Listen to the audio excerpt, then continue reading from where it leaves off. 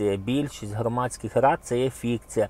Ми будемо ці всі речі негідні розформовувати, сформовувати нормальні ради з числа ветеранів та відставників Збройних сил України.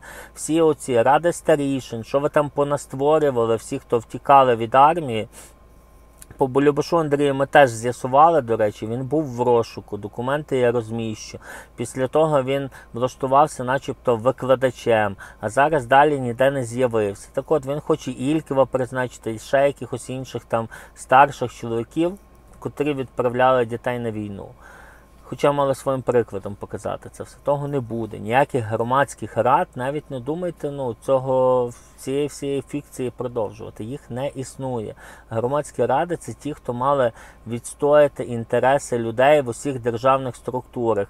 Всі ті, хто, на мою думку, мовчали в державних структурах, були в громадських радах, це стосується податкової інспекції, там, митниці, і з Держкомзему, всього іншого свавілля, де ви там приходили і казали, ми громадськість, ми тут є, що ми це все бачимо.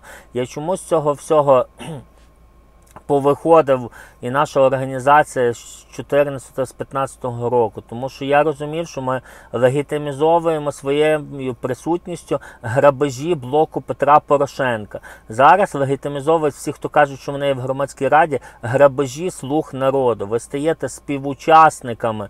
Нема ніякої громадськості. Громадськість може бути там, де борються за інтереси громадян. В нас зараз борються за інтереси слуг народу, феодалів і олігархів. І це треба виходити і називати речі своїми іменами. Тому, дивіться, з радами старішин, з Болюбашами, там, ухилянтами, зі всіма решту. Дивіться, щоб вас так само не тягали, як співучасників слуг народу потім. Бо те, що їх будуть тягати, за те, що вони, на мою думку, здавали інтереси держави, це однозначно рано чи пізно буде відбуватися.